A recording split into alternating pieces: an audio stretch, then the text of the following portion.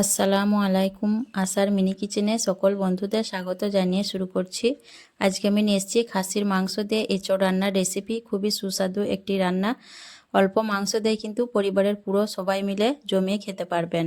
তো চলুন এঁচোড়ের রেসিপিটা দেখে নেওয়া যাক। আর যারা নতুন বন্ধু আমার ভিডিওটি দেখছেন, ভালো লেগে থাকলে অবশ্যই আমার চ্যানেলটিকে সাবস্ক্রাইব করে আমার পাশে থাকবেন।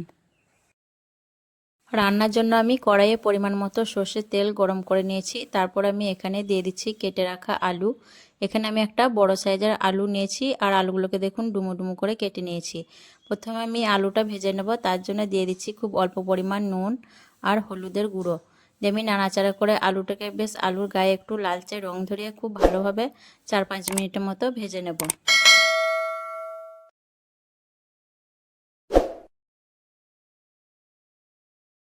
আলুগুলোকে দেখুন গায়ে একটু হালকা লাল রং ধরিয়ে ভেজে নিয়েছি। তারপর এখন দিয়ে দিচ্ছি আমি ভাপিয়ে রাখা এঁচোড়টাকে আমি আগে থেকে ভাপিয়ে নিয়েছিলাম 10 মিনিটের মতো।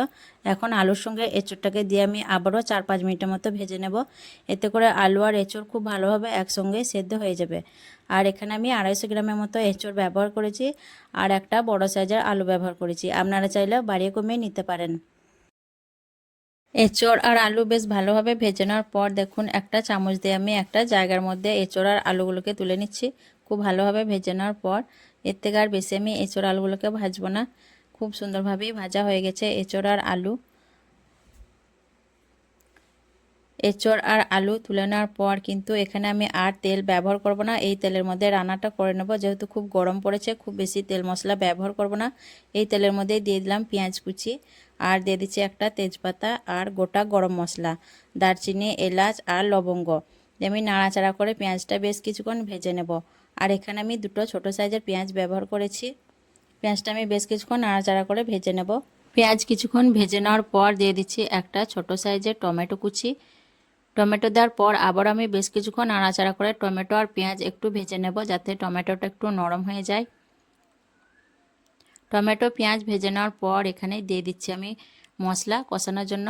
তার জন্য দিয়ে দিচ্ছি হাফ চামচ হলুদের গুঁড়ো, হাফ চামচ লঙ্কার গুঁড়ো, হাফ চামচ ধনে গুঁড়ো, হাফ চামচ জিরে গুঁড়ো, হাফ চামচ দিয়ে দিচ্ছি নুন আর দিয়ে দিচ্ছি 1 চামচ আদা রসুন বাটা। একসঙ্গে আমি আদা রসুনটা বেটে নিয়েছিলাম।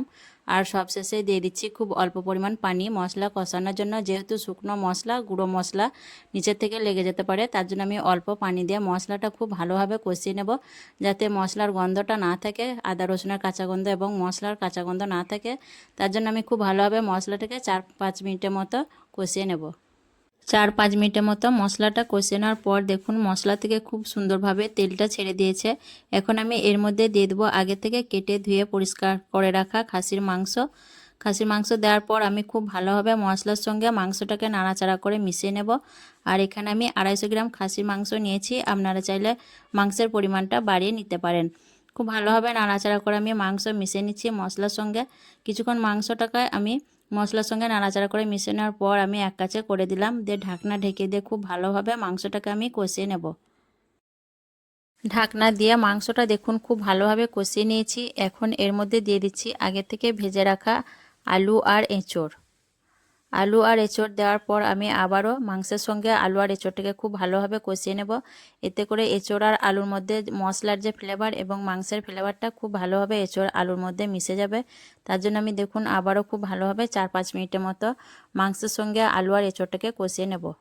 মাংসর সঙ্গে এঁচোড় আর আলু খুব ভালোভাবে কষিয়ে নিয়েছি। দেখুন ভালোভাবে কষিয়ে নেওয়ার পর এখন এর মধ্যে দিয়ে দিচ্ছি আমি হাফ বাটি পানি ঝোলের জন্য, যাতে মাংস, এঁচোড়, আলু খুব ভালোভাবে সেদ্ধ হয়ে যায়। আর খুব বেশি আমি রান্নাটাই ঝোল করব না, তার জন্য হাফ বাটি পানি দিয়েছি আলু, এঁচোড়, মাংস সেদ্ধ হওয়ার জন্য। আমি খুব ভালোভাবে নাড়াচাড়া করে মিশিয়ে নিয়ে ঢাকনা ঢেকে দিয়ে হাই টু মিডিয়াম ফ্লেমে রান্না করে নেব, যতক্ষণ অবধি সব কিছুই খুব ভালোভাবে সেদ্ধ হয়ে যাচ্ছে। বেশ কিছুক্ষণ রান্না করার পর আমি ফিরে এলাম, দিয়ে ঢাকনা খুলে একটু নাড়াচাড়া করে দেখে নেব আলু, এঁচোড় ভালোভাবে সেদ্ধ হয়েছে কিনা। তো দেখুন আলু আর এঁচোড় কিন্তু খুব ভালোভাবেই সেদ্ধ হয়ে গেছে। এখন আমি একটু নাড়াচাড়া করে নুন ঝালটা চেক করে দেখে নেব, যাতে নুনের পরিমাণটা কম হলে একটু দিয়ে দেব।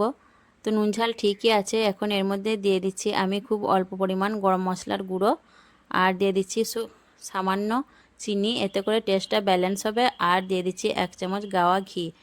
নামানোর আগে একটু গাওয়া ঘি ব্যবহার করলে তরকারি ফ্লেভারটা কিন্তু খুবই ভালো হয়, খেতে কিন্তু দুর্দান্ত লাগে।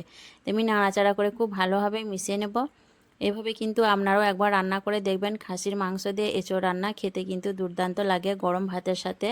তো আমি নাড়াচাড়া করে ভালোভাবে মিশিয়ে নেব, তাহলেই কিন্তু আমার রান্নাটা একদম রেডি হয়ে যাবে পরিবেশন করার জন্য। ভালোভাবে মিশিয়ে নেওয়ার পর আমি ঢাকনা দিয়ে গ্যাসের ফ্লেমটাকে অফ করে 2 মিনিট স্ট্যান্ডিং টাইমে রেখে আপনাদের দেখিয়ে দেবো। 2 মিনিট স্ট্যান্ডিং টাইমে রাখার পর দেখুন মাশাআল্লাহ কতটা লোভনীয় হয়েছে দেখতে রেসিপিটা। তো অবশ্যই একবার এইভাবে আপনারাও বাড়িতে রান্না করে দেখবেন, খুবই মজার একটা রেসিপি। অল্প মাংসতেই কিন্তু বাড়ির সকলে মজা করে খাবে। আর কেমন লেগেছে আজকের এই খাসির মাংস দিয়ে এঁচোড়ের রান্না অবশ্যই কমেন্টে জানাবেন। ভালো লাগলে লাইক করবেন, শেয়ার করবেন আর আমার চ্যানেলটিকে সাবস্ক্রাইব করে আমার পাশে থাকবেন। আসবো আবারও অন্য কোনো রেসিপি নিয়ে। সকলে ভালো থাকবেন, সুস্থ থাকবেন। আল্লাহ হাফেজ।